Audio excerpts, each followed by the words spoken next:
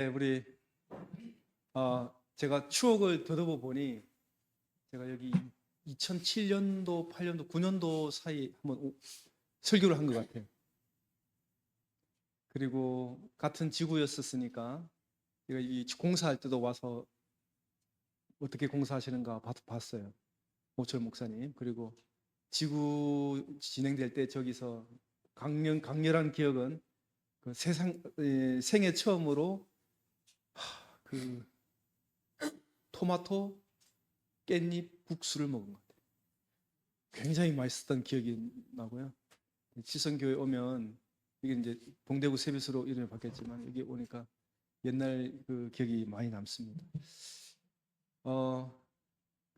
그리고 제가 이게 아는 분이 한 분 계시고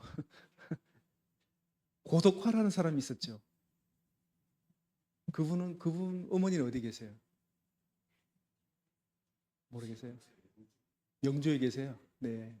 그런 분들 몇 분들 기억하고 있습니다. 뭐 오니까 그 기억이 너무 새롭고요. 또 다시 오게 돼서 너무나 좋습니다. 목사님 언급하신 것처럼 시간은 없고 이거 다루려고 하니까 우리의 심각한 문제를 우리가 깨달아야 되고 이것을 우리가 어떻게 해야 될지 공감대를 형성해야 되기에는 너무나 짧은 시간입니다. 그렇지만은 최선을 다할 것이고요. 일단은 하는 데까지 하고 나머지 부분은 목사님께서 또 따로 여러분과 함께 연구해 가시면서 또 했으면 좋겠습니다. 예, 잠시 기도하겠습니다.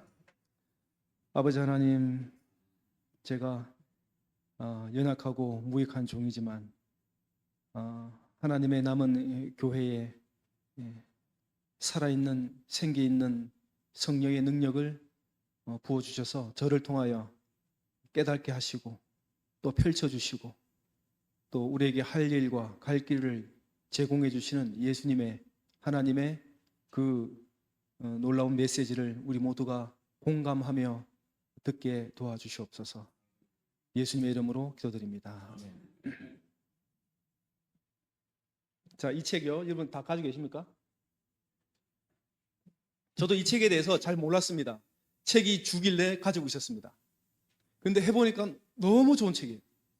이 책을 쓰신 분이 윤재성 목사님이신데 정말 우리 교회 모두가 다 이 책을 읽고 같이 토론하고 우리 교회의 문제가 뭔지를 심사숙고해가지고 우리 교회의 문제를 발전시킬 수 있는 굉장히 좋은 책인 것을 발견했어요. 여러분 그 조선 시대에 그 임진왜란이 있었는데 그때 이순신 장군이 유명했던 말이 있죠. 신이시여 저한테는 몇 척의 배가 있다고요? 12척의 배가 있습니다. 근데 왜군은 그때 배가 몇 척이었습니까? 기억나십니까? 300척 이상이었죠. 300척. 객관적으로는 이길 수 없었습니다. 싸울 수도 없죠. 그런데 이 이순신 장군이 전략을 잘 짭니다. 어떻게 하면 이 12척으로 300척을 이길까? 상대가 안 됩니다. 12척이 어떻게 300척을 이깁니까? 지형지물을 활력하기로 전략을 세웁니다. 꼼짝없이 당할 수밖에 없지만은 생각하니까 뭐가 보입니까? 길이 보이더라는 겁니다. 이 지역에 지형지물을 이용해야 되겠다. 울들목, 조류가 바뀌는 거센 조류, 좁은 수로 안에 거센 조류가 바뀌는 그 전략을 이용해 가면서 또 뭐라 그러죠? 하객진이라고 그러죠? 쫙 펼쳐가지고 한꺼번에 에워싸버려서 대포로 다 쏴 죽여버리는 그런 전략을 실용했습니다. 전략이 필요합니다. 저도 이 글을 읽으면서 전략이 진짜 필요하구나. 전략을 짜는 이 연구를 해야 되겠구나. 저는 제 아내를 만났습니다. 아내를 이 소개로 만났어요. 제가 장가를 못 갈 뻔했는데 만났습니다. 근데 저는 이 지략이 없습니다. 전략이 없어요. 그런데 하나님께서 전략을 주신 것 같아요. 저도 모르게 전략을 짰어요. 그게 뭐라면은 우리 집사람이 저한테 하는 말이에요. 소개로 만났는데 이 남자가 이제 막 이게 얘기하면서 걷고 하다가 어딘가에 앉아야 되는데 그때 앉을 때를 보니까 그게 시멘트였었어요. 그러니까 그냥 맨 땅에 앉기는 그래서 제가 어떻게 했냐면 제 지갑을 꺼냈습니다. 그리고 지갑을 쫙 펴서 거기 앉으라고 했습니다. 그리고 가면서 내가 좋아하는 음악을 이렇게 버스를 타면서 들려주고 막 이렇게 했습니다. 그리고 가방을 또 들어줬습니다. 화장실 갈 때는 가방 들어주고 이렇게 가방 들어줬습니다. 근데 제가 전략을 짠 게 1도 없습니다. 근데 지나고 와서 보니까 집사람이 그러더라고요. 그때 당신이 이렇게 했지, 이렇게 했지, 이렇게 해줘. 근데 저는 의도한 게 하나도 없거든요. 근데 하나님께서 그렇게 하라고 하신 것 같아요. 저도 모르게 그렇게 한 것 같아요. 제가 그래서 이게 본의 아니게 전략을 짰지만은 이게 먹혀들 거구나. 하나님께서 인도해 주셨구나. 그런 생각이 듭니다. 잠언서 11장 14절에 보면은 지략이 없으면 백성이 망하여도 지략이 많으면 평안을 누리느니라. 우리 교회가 지금 지략과 선교 전략이 필요합니다. 우리는 지금 이 세상 마지막 시대에 영적인 싸움에, 큰 싸움에 처하고 있습니다. 사탄은 온 세상을 어지럽게 만들고요, 온 세상 사람들의 시선을 엉망진창으로 만들어 놓습니다. 불안하고 혼란하게 만들어 놓습니다. 그래서 그 사람들이, 이 세상의 사람들이 들어야 할 참지를 못 들어놓게 만듭니다. 혼돈스럽게 만들어 놨죠. 근데 우리는 분명히 이 시대, 마지막 시대에 뭘 해야 됩니까? 이 세상에 큰 외침으로 하나님의 복음을 전해야 됩니다. 이 두 개의 큰 싸움이 있습니다. 우리의 힘으로는 부족하죠. 그때 누가 우리를 도와주십니까? 누가 힘없는 우리에게 이 세상에 큰 외침을 외칠 큰 용기와 힘을 누가 주십니까? 성령 하나님이 주십니다. 늦은 비 성령을 우리에게 주십니다. 그래서 우리가 엘렌 화이트의 복음전도에 있는 말씀을 읽어드리겠습니다. 새로운 방법들이 소개되어야 한다. 하나님의 백성들은 저희가 살고 있는 그 시대의 필요에 대하여 각성이 있어야 한다. 우리가 그냥 교회 다니고 예배 드리고 일정 기간 헌금봉사, 그게 아니고 우리에겐 특별한 뭔가가 있어야 된다는 겁니다. 치열하게 기도와 치열하게 전략을 짜야 된다는 것이죠. 우리의 교회의 현상은 너무나 인간적인 눈으로 보면 희망이 없습니다. 사람들은 나이가 많이 들어가시고 또 젊은이들은 교회로 오지 않습니다. 이 교회를 유지하기 위한 미래적인 전략이 아직 많이 없습니다. 그래서 우리가 어떻게 하면은 이 교회를 다시 활력 있고 교회가 힘이 나고 생기가 돌게 할까? 그래서 이 책을 쓰신 윤재성 목사님이, 이 책은 그분의 박사학위, 미국의 그 필러 신학대학교의 박사학위를 조금 더 축소시켜서 만든 책입니다. 그래서 이 윤재성 목사님께서 정말 각고의 노력으로 우리에게 남기신 이 교회의 선교의 해결책은 오늘날 이 시대에 우리 동대구 새벽교회도 상당히 큰 도움이 되리라고 저는 생각합니다. 그래서 이 사경의 기간에 이 책을 함께 연구하고 나눌 수 있는 것은 참 좋은 일이라고 저는 생각합니다. 자, 여러분, 성경에는 교회에 대한 여러 가지 비유가 있습니다. 생각나는 비유가 뭐가 있습니까? 교회는 무엇으로 비유가 돼서 설명 많이 했나요? 예? 성전, 맞습니다. 성전. 그 다음에 또 뭐가 있을까요? 예수님의 신부. 또 뭐가 있을까요? 하나님의 가족. 에베소 2장 19절이요. 근데 사도 바울이 제일 잘 표현한 게 뭐가냐면은 그리스도의 몸이라는 겁니다. 몸. 예. 자.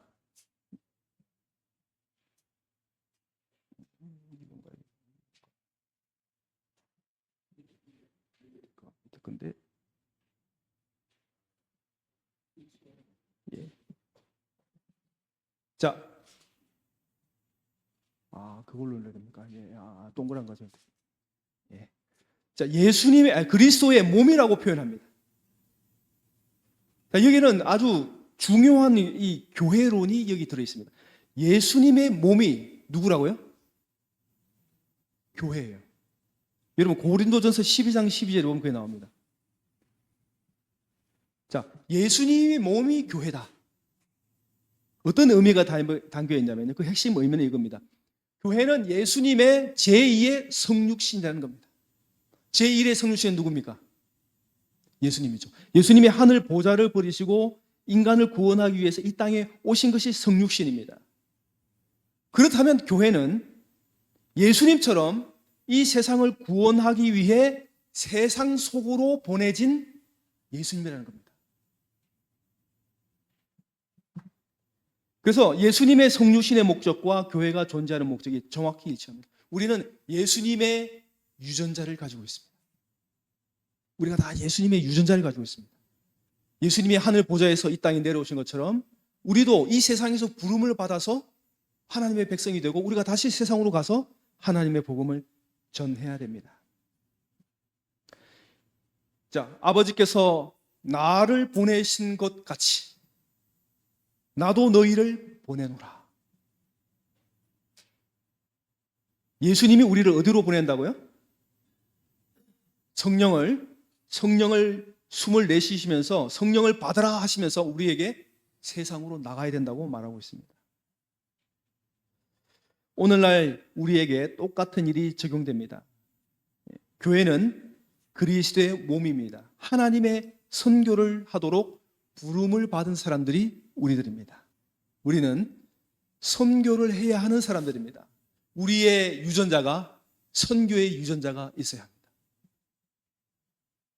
그래서 우리의 머리 대신 예수님처럼 연합하고 또 우리 예수님과 하나님과 또 아들과 성령의 이 삼위일체처럼 그분 간의 통일, 그분 간의 상호 의존을 통해서 이 세상으로 가서 복음을 전거해야 할 놀라운 모델을 하나님 자체가 우리에게 제공하고 있습니다. 삼위일체 하나님이 연합하고 일치하고 통일을 해가지고 서로 의존하고 도와주면서 온 우주를 돌보시고 우리의 구속사에 관여하고 계십니다. 그래서 우리도 삼위일체 하나님의 그 모델을 통해서 우리는 선교를 해야 되는 것이죠. 자, 우리는 예수 그리스도의 몸입니다. 우리는 보냄을 받아야 됩니다. 예수님이 하늘에서 내려온 것처럼 우리도 세상으로 보냄을 받아야 되는 겁니다. 자, 오늘 1장을 좀 하도록 하겠습니다. 1장. 자, 이 징기스칸이 있습니다. 징기스칸은 20년 동안 무려 777만 제곱미터 되어 있는데 제가 조사해 보니까 777만 제곱미터를 초월합니다. 24,000km에서 33,000km의 땅을 정복했습니다. 큰 땅을 정복했죠. 이 큰 땅을 몽골 사람들은 얼마 안 돼요. 지금 몽골 사람들 인구가 얼마인지 아세요? 우리는 5천만입니다. 근데 우리나라보다 땅이 거의 한 20배 정도 많아요. 근데 그 사람들의 인구가 얼마일까요? 500만, 그게 절반입니다. 260만입니다. 그 사람들이 전부 다 울란바토르에 다 있어요.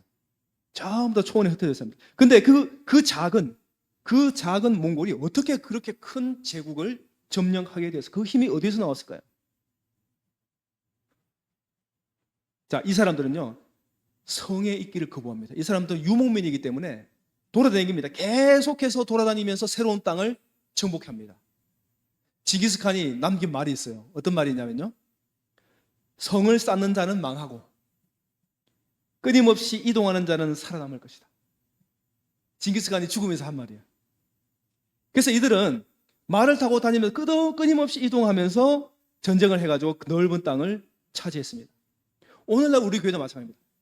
우리 교회만 잘 돼야지. 성처럼 말이에요. 유럽의 튼튼하고 아름다운 성처럼 그 성에 갇혀서 사는 것이 아니고 외부와 차단된 것이 아니고 교회 안에서 꼭 숨어 있는 것이 아니고 세속적인 사람, 세속계로 나가서 그 사람들과 접촉하면서 복음을 전하면서 활동하고 나가야 되는 것입니다. 자, 우리가 이 세상에 나가서 접촉해야 할 그 대상은 누구입니까? 이 세상은 하나님이 세상을 사랑하사 이처럼 사랑하사 독생자를 주셔서 구원할 정도로 사랑하신 세상이 바로 이 세상입니다. 그런데 우리는 그 세상을 사랑의 눈으로 바라봐야죠. 섬겨야 될 대상입니다. 하나님이 섬길 대상이 세상이었습니다.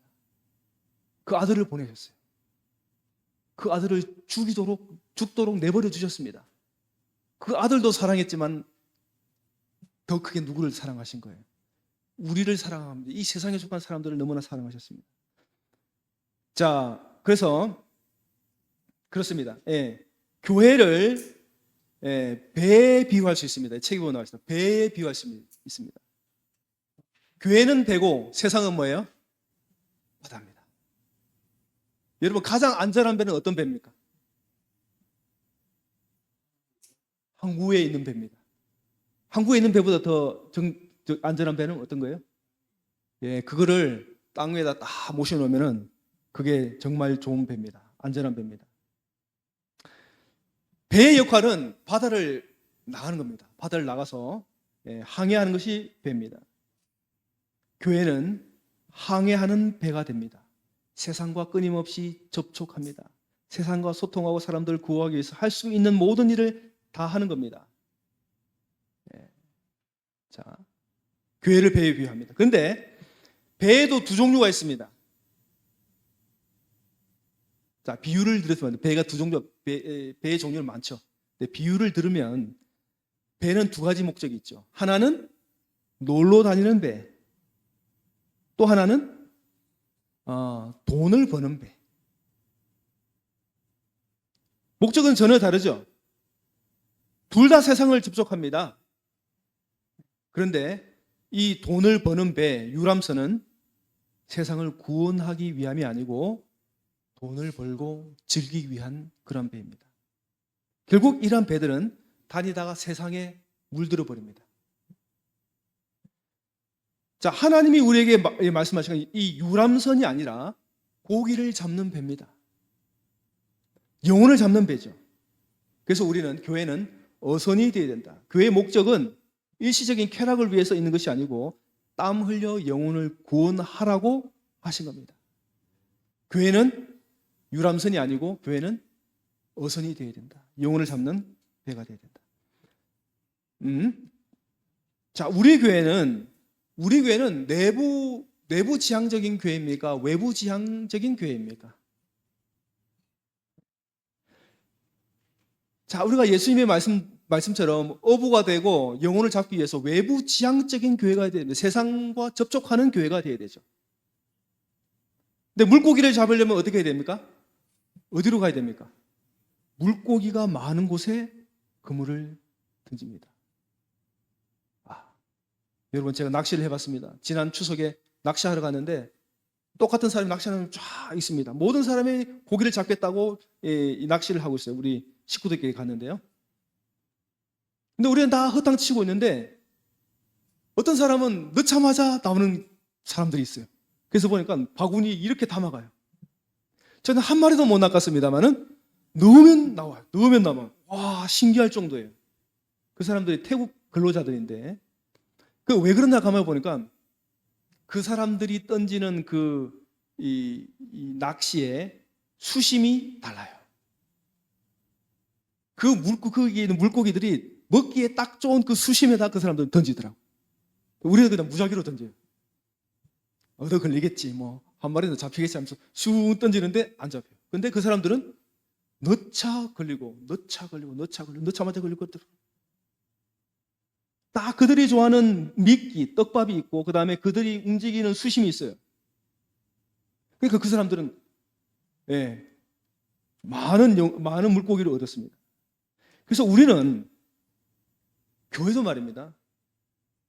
우리가 개인전도 할 때, 또 가족 전도할 때 그들의 관심사가 뭔지를 정확하게 알아야 됩니다. 이것을 위해 기도하고 노력해야 됩니다. 자, 그들의 문제를 해결해 줄 수 있어야 됩니다. 그래서 우리 교회 대부분이 어떤 데에 신경을 쓰냐면은 건물 관리하고 교회에 예산을 쓰고 뭐 교회 안에 예산을 이렇게 쓰고 뭐 식사비하고 사교비하고 교회 내부 행사하고 이런 것으로 다 쓰는데 그런 내부 지향적인 교회가 아니고 외부 지향적인 교회가 되야 된다. 우리의 예산과 우리의 전략이 다 영혼을 구원하기 위해 지출이 되고 계획이 되어야 된다. 예수님께서 12 제자를 훈련시켰습니다. 예수님이 꿈꿨던 교회는 어떤 교회일까요?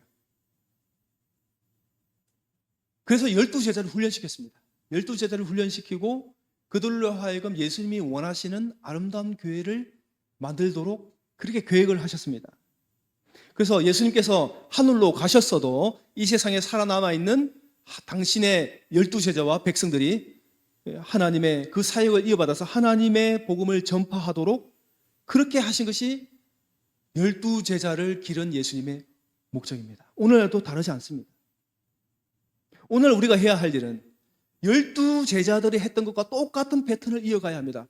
예수님께서 성경에 이 세상에 우리가 어떻게 선교해야 할지를 구체적으로 기록해 놨습니다. 그것이 복음서인데요.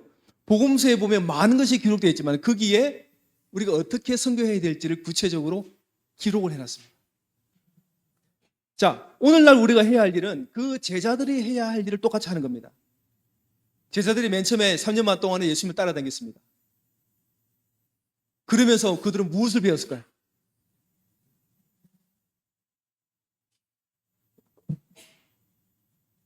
여러분 너무 졸려가지고 지금 저기를 껐으면 좋겠어요. 덥죠 여러분, 덥죠. 예, 제가 말하면 이렇게 여러분 눈이 초롱초롱해야 되는데 자, 예수님이 12 제자가 했던 일들은 뭐냐면은 예수님을 따라 보면서 배운 겁니다. 예수님이 말하는 거, 예수님이 행동하는 거 그대로 보고 배우고요. 그 다음에 더 중요한 건 뭐냐면은 예수님의 품성을 배웠습니다. 예수님의 품성을 배웠어요. 그분이 어떤 분인가.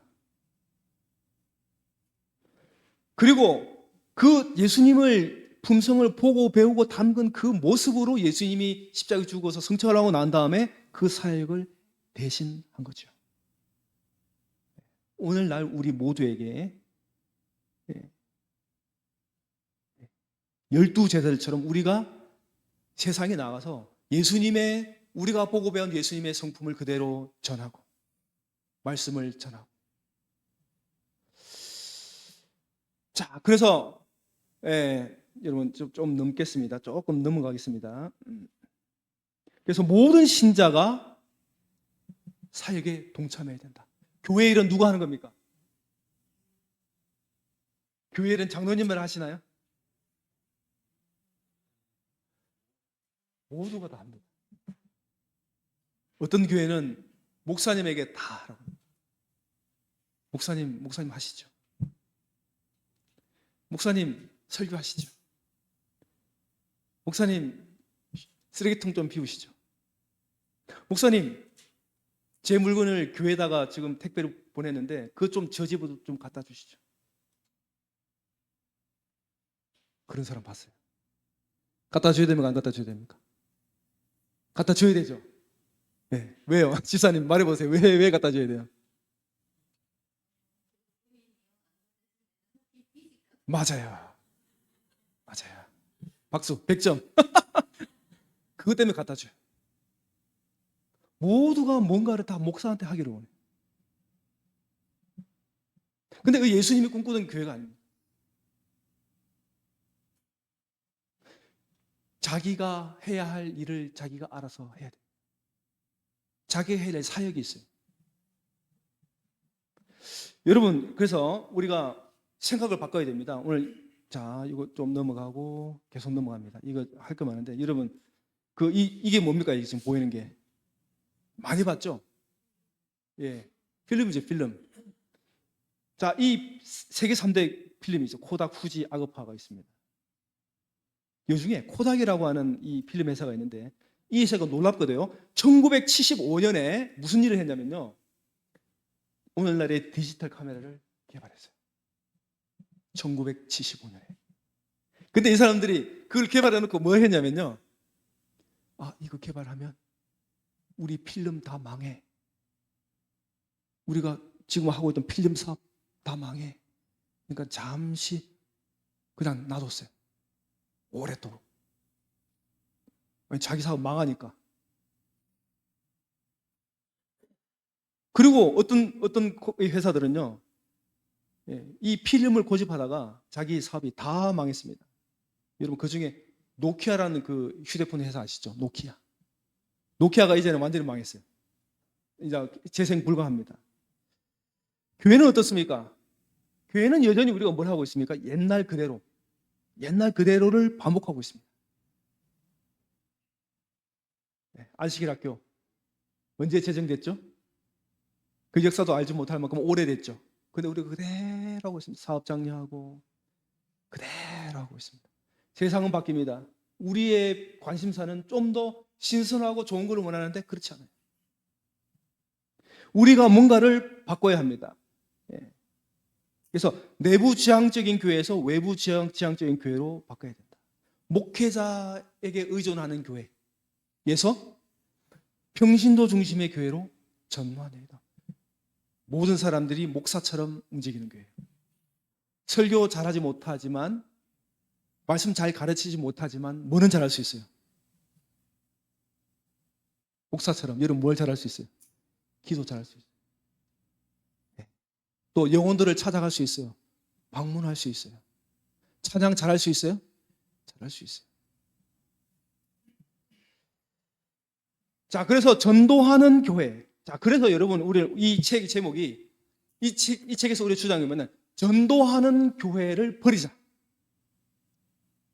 제 말이 이상하죠? 전도만 하는 교회를 버리자.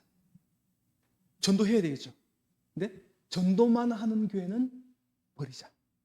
뭐 하는 교회? 사역하는 교회가 되자. 사역하는 교회가 되면 뭐 하게 돼요? 전도는 그쳐도 됩니다.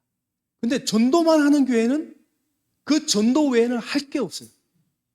사역을 하다 보면 전도할 대상도 나오고 기회도 나오고 분야도 넓어지고 커져요. 그런데 전도만 하는 교회는 그 전도만 했기 때문에 전도 외에는 아무것도 못해요. 이 책의 내용이 그것입니다. 사역팀으로 일하는 팀으로. 여러분, 전도와 사역의 차이가 무엇입니까?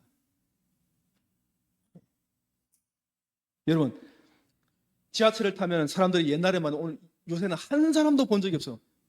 어떤 사람이요? 지하철 타면 뭐 예수천당 뭐 불신지옥. 요즘 있습니까 없습니까? 옛날에는 뭐 이게 뭐 광장에 나가서 복음 성가를 부르면서 그렇게 했죠. 여러분, 우리가 어떤 사람들은 그런 전도를 하다가 예수천당 불신지옥 하면 기분이 좋죠. 좋습니까? 기분 안 좋아요. 저 사람들 좀 제발 그만 나왔으면 좋겠다. 근데 우리가 어떤 걸 하고 있냐면요. 전도지를 나눠줄 때, 혹 우리 가운데 어떤 마음을 품으면서 하냐면요. 이거를 보든지 말든지, 보는 사람은 이걸 받아가지고 보고 연락하고 하면 구원 얻을 거고, 안 그러면은 이 사람들은 여기 멸망 얻을 거야. 내 책임 없어. 이런 마음으로 하는 전도지 분급이 있을 수 있을까요? 있어요. 여러분, 우리가 이 전도를 하든지 사역을 하든지 어떤 마음으로 해야 됩니까? 예수님과 같은 마음으로 해야 됩니다. 12제자가 자기의 목숨을 바쳐가면서 했던 그 헌신과 희생으로 복음을 전해야 되죠. 전도를 하든지 사역을 하든지.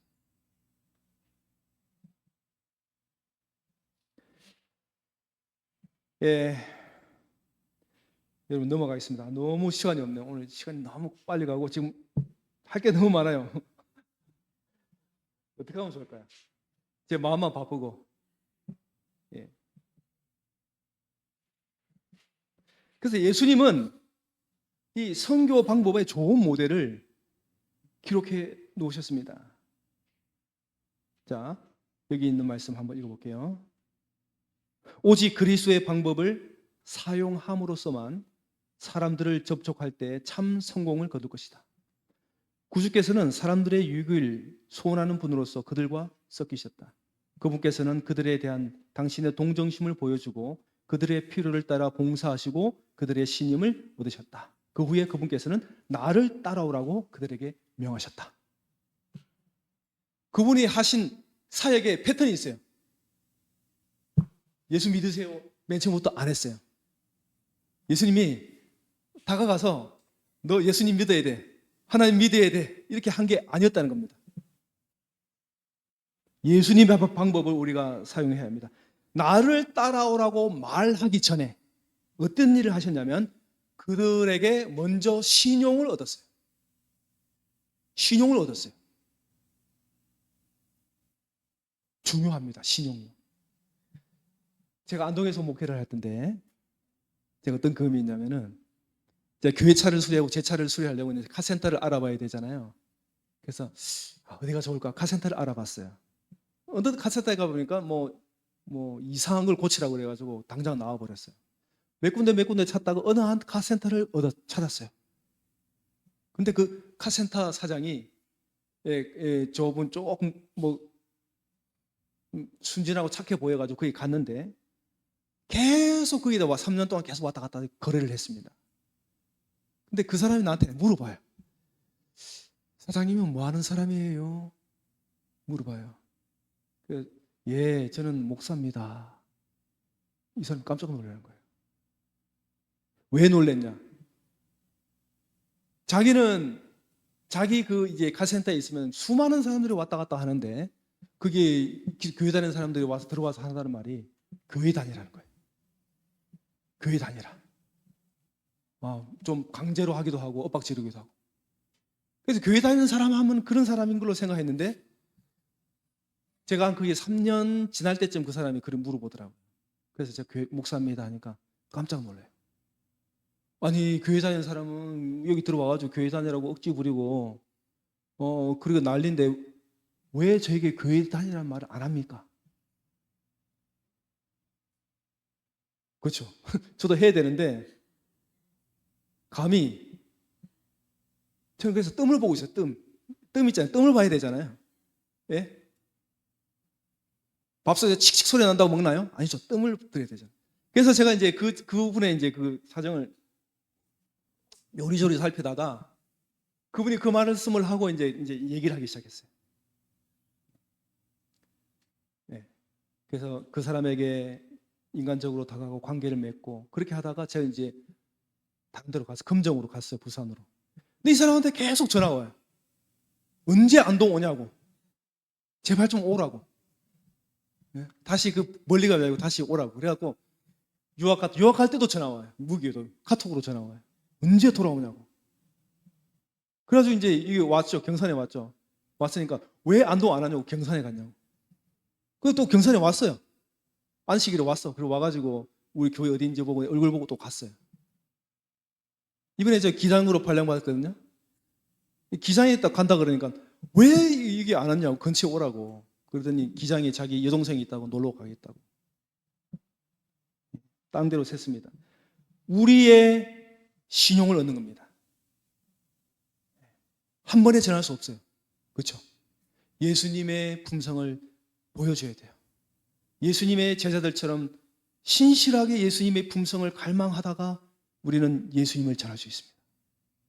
한 번에 되지 않습니다. 그래서 우리는 전도만 하는 사역은 너무나 한계가 많아요. 전도만 하다 보면은 싸우는 일도 많아요. 남의 감정 상하는 일도 많아요. 나의 기도 꺾여요. 용기도 꺾여요. 많은 예산을 드립니다. 전도만 하다가는 거기에다가 뿌리다가 그 예산도 다 사라집니다. 효과적으로 더 좋은 방법이 뭐가 있을까? 우리가 해왔던 수십 년 동안 해왔던 그 방법은 이제 조금 방법을 바꿔보자. 그래서 예수님처럼 개인과의 관계를 돈독하게 하고 그 사람으로 하여금 신명나게 일을 하고 예수님의 품성을 드러내도록 하는 일이 뭔가 하면은 전도만 하는 게 아니고 뭐예요? 사역이라는 겁니다. 사역. 그들과 한 번, 두 번 전도회 때 교회 오세요. 이때만 써먹는 게 아니에요. 우리는 바깥 사람들 구도자 어떤 때 써먹습니까? 교회 전도회나 뭐 특별한 일이 있으면 우리 교회 한번 온나? 그래가지고 한번 초청하고 그리고 방치했다가 또 보면 선물 나눠주고 방치했다 이런 게 아니고 정말로 그들과 섞여서 고통을 나누고 동정심을 나누고 그렇게 하는 사역, 그들의 현실적인 필요를 채워주는 것, 그래서 그들과 깊은 신뢰의 관계를 형성하는 것. 이건 전도만 하면, 여러분 우리가 계속 전도만 하잖아요. 우리 주위에 사람이 다 떠나갑니다. 그래요 안 그래요? 예수님 얘기만 나오면 사람들이 피곤해합니다. 그렇습니까 안 그렇습니까? 사람들이 참 영리합니다. 저 사람이 뭐 하는 사람인지 다 압니다. 교회 다니는 사람입니다. 그러면 계산합니다. 이 사람이 언젠간 내 교회 나오라는 얘기를 하겠지. 여러분 농사 지을 때 씨를 뿌립니까? 씨 뿌리기 전에 뭐부터 합니까? 밭을 잘 가면 잡초도 뽑고 다 합니다. 오만 걸 다 예쁘게 딱 해가지고 세팅을 해놓고 거기에 뭐 합니까? 비닐을 덮고 씨를 심습니다. 여러분 우리가 이 관리를 잘해야 됩니다. 관리를. 아무 때나 함부로 내 마음에 원하는 대로 되나요? 세상에? 없습니다. 옥토를 만들어야 됩니다. 사람들의 신임을 얻어야 되죠. 전도만 해서는 안 됩니다. 절대로요. 그래서 우리가 뭐 하는 겁니까? 사역하는 겁니다. 소그룹도 하죠. 사실 소그룹도 하잖아요. 소그룹은 누구를 위한 소그룹입니까? 그 소그룹이 어떤 방향으로 흘러가냐면 우리끼리만 어울리고 우리끼리만 잘 노는 소그룹으로 전락하는 경우가 상당히 많다는 겁니다. 그래서 우리끼리 놀고 먹고 저희 가고 어디 가서 돈 쓰고 모여서 이렇게 하고. 자, 그래서 우리는 친교 공동체에서 성교 공동체로 바꿔야 된다. 가족적인 분위기 좋죠. 근데 가족들은 뭐 합니까? 때로는 싸웁니다. 큰 소리 내고 막 고집 세우고 막 이렇게 싸우잖아요. 친교 공동체에서 선교 공동체로 바꿔야 한다. 자, 교회는 사람을 구원하기 위해 하나님께서 세우신 기관이다. 봉사하는 기관입니다. 온 세상에 복음을 전하는 것이 교회의 일입니다. 자, 신학이 지났기 때문에 짧게 이 태능교회가 있습니다. 이 태능교회가요, 원래는 조그만 교회입니다. 동네에 정말 흐름한 교회예요. 그런데 이 교회가 한 일이 뭐냐면은 동네에 가난한 사람들, 도움이 필요한 사람들을 찾아가서 밥도 사주고 뭐 오만 걸 다 했어요. 독거노인들 도와주고 어린이들 도와주고 연탄 도와주고 김치 나눠주고 반찬 봉사하고 필요한 사람의 병원에도 데려다 주고, 거의 이 교회가 무슨 일을 했냐면 무엇과 같았냐면 복지센터와 같은 일을 했을 거예요. 어린이 성경학교 열고 세미나 열면 그 사람을 초청하고 가정 세미나 열어가지고 초청하고 좋은 일을 막 하고 있었습니다. 그런데 이 지역이 재개발이 들어갔대죠. 재개발 들어갈 때쯤 그 지역에 나온 종교 부지를 얻기 위해서 종교 단체들마다 그 민원을 넣었습니다. 우리한테 달라고. 그래서 그 시에서 주민투표를 붙였습니다. 그 주민의 예비한 사람들 어느 교회에다가 종교 부지를 줄까요? 주민투표를 붙였는데 태능교회가, 제 지난주에 계시는 그 태능교회가 선정이 된 겁니다. 이게 전 교회의 실화죠. 이 교회가 어떻게 했냐? 이에 따라 그 교회가 지금 이게 나오는 겁니다. 자, 그래서 영향력이 있는 교회, 세상을 향하여 그들의 갈망이 뭔지, 그들이 원하는 것이 뭔지를 유심히 살펴보는 교회가 되어야 한다. 자, 여기에 보면 이런 질문을 드립니다. 한번 읽어보게요. 시작. 만일 어느 날 갑자기 우리 교회가 사라진다면 주민들의 반응은 어떠하리라 생각하는가? 1번, 해변의 등대가 없어진 듯 참 아쉬워할 것이다. 2번, 동네 야채 가게 없어진 듯 서운해할 것이다. 3번, 마을 어귀 묘지를 옮겨간 듯 시원해할 것이다. 4번, 아무도 신경 안 쓰고 무관심할 것이다. 우리 교회는 어떤 교회입니까? 우리 교회는 어떻습니까? 동대구 세비선 몇 번째 교회예요? 첫 번째 교회입니까? 두 번째 교회입니까? 첫 번째 교회인 것 같습니다. 제가 수십 년 동안 여기서 우리 교회에서 뭘 하고 있죠? 뉴스타트 동호회를 하고 있잖아요.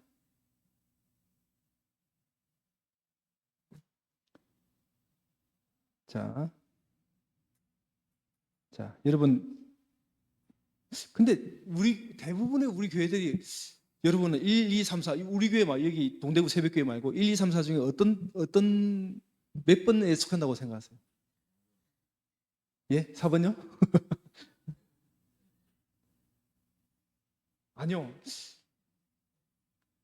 모르겠어요. 2번이면 좋겠는데, 그죠? 1번은 아니더라도 2번이면 좋겠는데. 이게 3번, 4번 되면 골치 아프죠, 이게.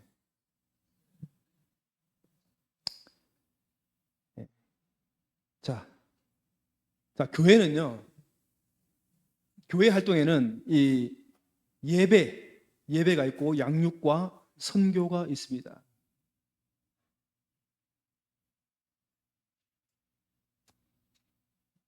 근데 우리는 예배도 있고 양육도 있고 선교가 있습니다.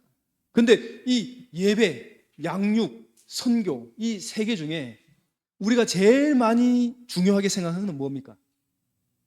예배입니까? 양육입니까? 선교입니까?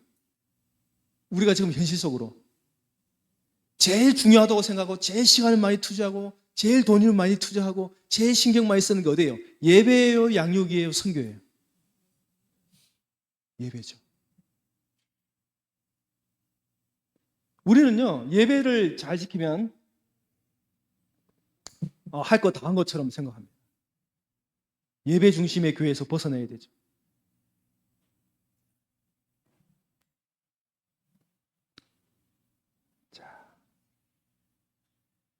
자, 그래서 우리 예배와 사역 사이의 균형이 너무나 중요합니다. 어떤 사람들은요, 예배만 드리면 다라고 생각해요.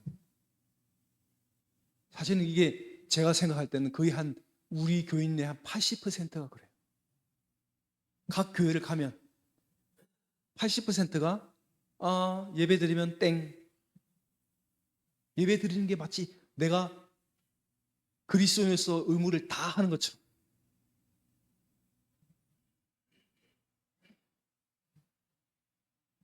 그러면 교인들은 안전뱅이가 됩니다. 사람이 몸을 안 움직이면 어떻게 됩니까? 뼈가 다쳐가지고 여기 기부스를 했어요. 그러면 한 석 달 후에는 어떻게 됩니까? 걷는 것도 힘들고 팔 펴는 것도 힘들어요. 안 움직이면 힘들어요. 예배만 보고 예배만 듣고 교회만 왔다 갔다 하면 그 사람은 어떻게 될까요?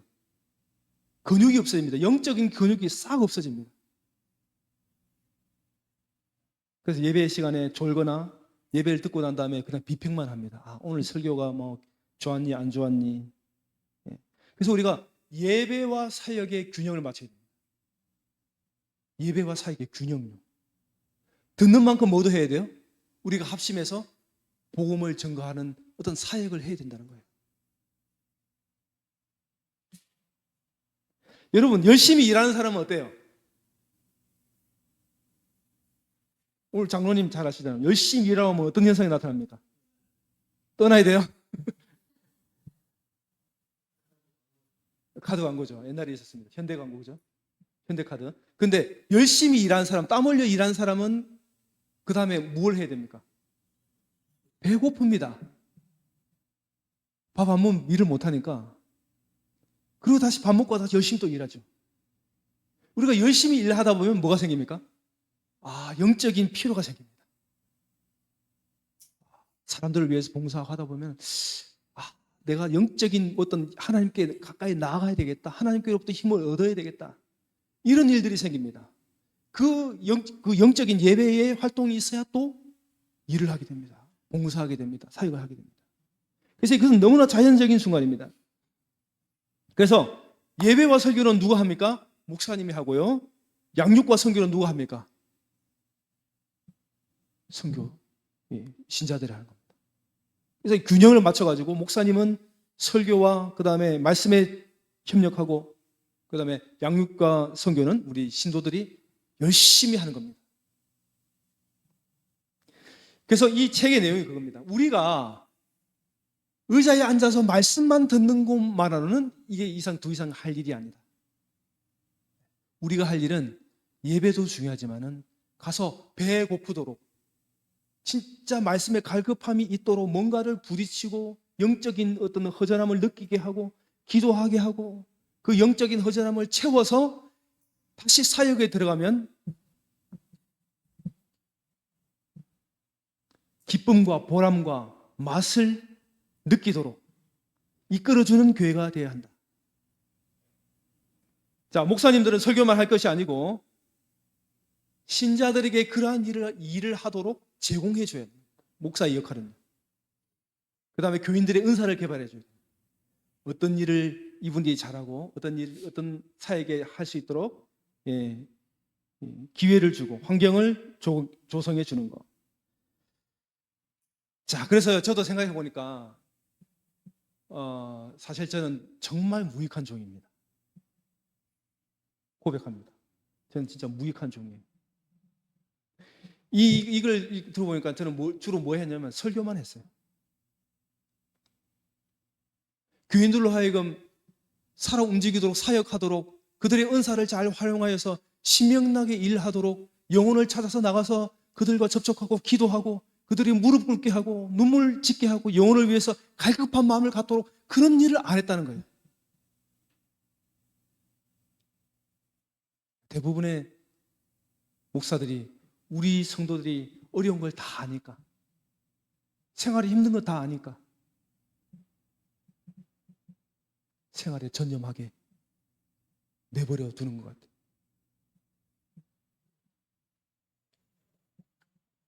그래서 오늘날 우리가 갖고 있는 현상은 어떻습니까? 그렇게 우리의 삶이 힘들고 설교 듣고 가서 생활 전념을 하다 보니까 우리의 영적인 우리의 이 말씀을 전하고 사역하는 선교하는 DNA가 없어졌어요.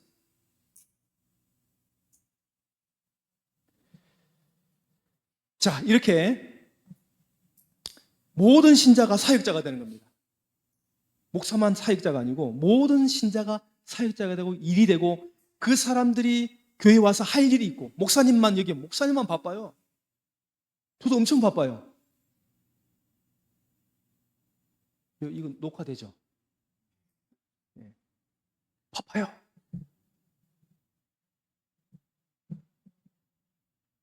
근데 그걸 내가 해야 되나? 할 일이 태산 같은데 그거 다 해야 돼요. 자, 그래서 신자들이 목회자가 되고 사역자가 되고 일을 하게 된다면 여러분도 건강해지고 교회도 건강해집니다. 활력이 넘칩니다. 내 일 아니야. 난 그거 하기 싫어. 이런 것보다 내가 목사 된 것처럼 막 찾아서 합니다. 자, 엘렌 화이트가 이런 말을 했습니다. 이건가요? 아니다.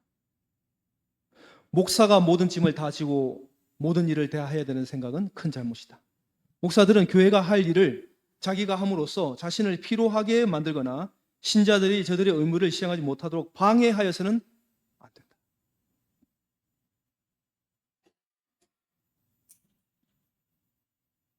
자, 옛날 성소에 제사장들이 짐승을 잡아서 제사를 드리잖아요. 제사를 드리기 위해서 뭐가 필요합니까? 성전뜰에서 양을 잡기 위해서 뭐가 필요합니까? 번제를 드리기 위해 뭐가 필요해요? 물 필요합니다. 또요? 칼도 필요하죠. 또 뭡니까? 나무 필요합니다. 나무. 불 태워야 돼요. 그 다음에 거기서 나오는 쓰레기, 내장 이런 거 갖다 버리는 사람도 필요합니다. 그 다음에 옷 빠는 사람, 더러워진 그 옷 빠는 사람 필요합니다. 혼자서 사역하는 것은요, 하나님의 계획이 아닙니다. 레위인들이 그 일을 다 했고요. 노래하는 사람도 있고요. 청소하는 사람도 있고요. 성막을 옮기는 사람들도 있고요. 그리고 제사장이 1년 내내 있는 것도 아니에요. 그 돌아가면서 합니다. 돌아가면서 합니다. 반차열에 따라 24반차열 돌아가면서. 여러분, 우리가 예전처럼 우리가 예배만 하는 사람들이 아니고, 예배에 참여하는 사람이 아니고 적극적으로 하나님의 일을 찾아서 하는 사람들이 되어야 됩니다.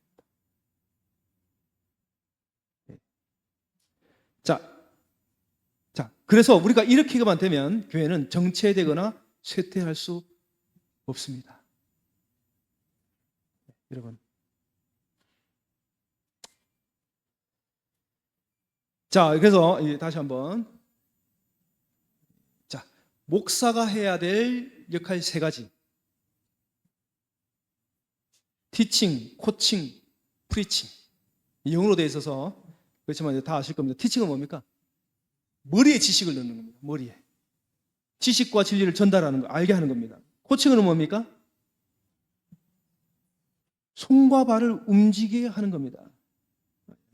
손과 발을 움직이게 하는 겁니다. 현장에서 어떻게 하는 것을 알게 하는 겁니다. 프리칭은 뭡니까? 그의 마음 가운데 가슴을 울리게 하는, 영혼을 깨우는 하나님의 말씀에 반응하게 하는 겁니다. 설교가 티칭과 코칭과 프리칭이다. 이게 목사가 하는 일이죠. 그래서 이 교인들이 프리칭에만 집중한다면 아예 안 되죠. 신자들은 영적인 불구가 될 것입니다. 사역에 동참하도록, 모든 신자가 사역에 동참해서 마지막 시대의 남은 사명을 잘 감당하도록. 여러분, 우리가 늦은 빛 성령이 임하기를 기다리고 있습니다. 그렇습니까? 저는 그걸 기도하고 있습니다.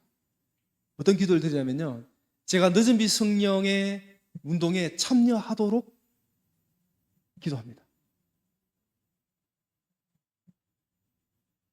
근데 늦은 빛 성령의 큰 외침에 어느 날 갑자기 그 일에 참여하게 될까요?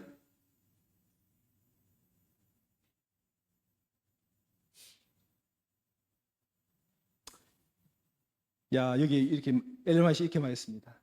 신자들이 하나님과 동역자가 되는 진정한 의미를 체험으로 깨닫게 될 때에 하나님의 성령이 풍성히 임할 것이며 온 세상은 하나님의 영광으로 환하여질 것이다. 우리가 하나님의 사업에 온전히 헌신할 때에 하나님께서 그의 성령을 한량없이 부으심으로써 그것을 인정하실 것이다. 그러나 교인들의 대부분이 하나님의 동역자가 되지 않는 한 성령을 부으시는 일은 없을 것이다. 지금 사역하지 않고 지금 일하지 않는 자에게는 성령의 음성도 듣지 못합니다. 이게 성령의 음성인지도 몰라요. 뿐만 아니라 거기에 가지도 못합니다. 지금 우리가 어떠한 상태로 살아가는지에 따라 성령이 부으시는 겁니다. 갑자기 원하지도 않는데, 바라지도 않는데 어느 날 갑자기 너 늦은 빛 성령운동 동참해, 이런 일이 없다는 겁니다. 내가 오늘 성령이 원하시는 그 일을 하고 있으면, 그 일을 하루하루 살고 있으면, 12 제자처럼 예수님의 생애를 통하여 성령을, 품성을 드러내고 복음을 전하고 있으면, 그때 그 일이 반복되고 계속되고 계속 삶을 이어나갈 때 약속하신 늦은 빛 성령이 우리에게 임한다는 겁니다. 그럼 우리가 못했던 일을 합니다. 우리가 못했던 일은 어떤 일을 할까요? 기도하면 사람들이 막 병에서 낫는 겁니다. 그런 일이 일어날까요? 안 일어날까요? 여러분, 제가 말한 것이 진짜 참인 것 같습니까? 거짓인 것 같습니까? 참입니다. 왜냐하면 그 제자들에게 그런 일이 있었잖아요. 이른 빛 성령 때 그런 일이 있었잖아요. 그들이 비록 제자는 아니었지만은 그들이 예수님의 이름을 믿고 기도하면 그런 일이 일어났습니다. 외국말 못했어요. 미국말 영어 못했어요. 그런데 그들이 방언을 했어요. 똑같은 일이 일어납니다. 우리가 지금 못하는 것들 뭐가 있어요? 사람들 필요를 채워주고, 우리가 다 필요 못 채워줍니다. 그렇지만은 늦은 빛 성령이 임할 때 그런 일이 일어납니다. 지금 우리가 다른 사람들의 필요를 채우기 위해서, 그들의 공허한 삶에 예수 그리스도를 전달하기 위해서 기도하고 애쓰고 희생하는 그 일을 통해서 그 일이 이루어지는 겁니다. 그 일을 경험하지 않은 사람은 할 수 없습니다. 왜요? 한 번도 안 한 일을 우리가 할 수가 없어요. 훈련되고 훈련된 것이 결과가 나는 겁니다. 자, 그래서 사역하는 교회로 거듭나지 않으면 성령의 능력이 부으시면 경험할 수 없어요.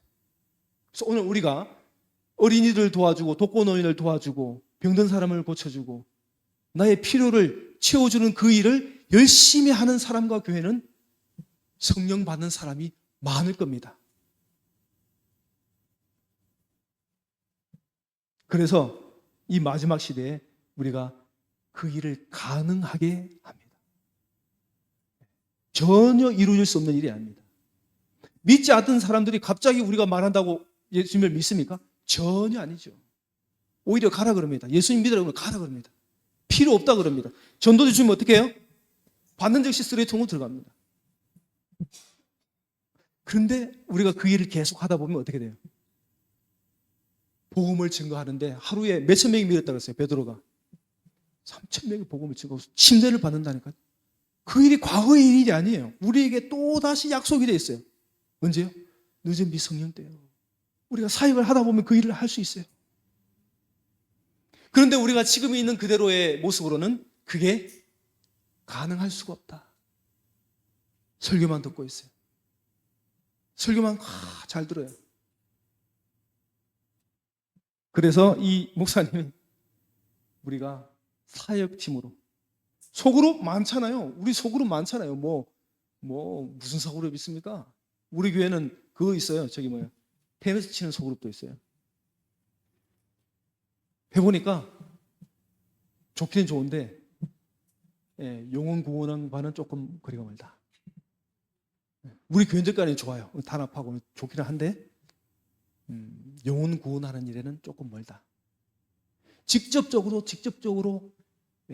더 확연하게 우리가 그 수용하려면 어디로 들어가야 됩니까? 수용하려면 어디로 들어가야 돼요? 물 안에 안 들어가고 야 이렇게 저렇게 할 수 있습니까? 없습니까? 없어요.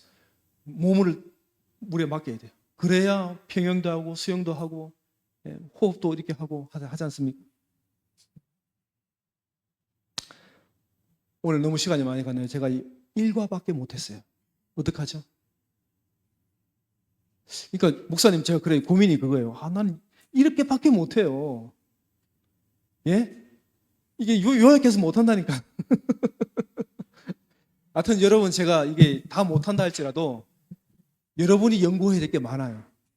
제가 하는 것보다 여러분이 연구하면요. 여러분이 연구해가지고 서로 나누면요. 더 좋은 게 많이 나옵니다. 부족하지만 오늘은 여기까지 하도록 하겠습니다. 자, 예.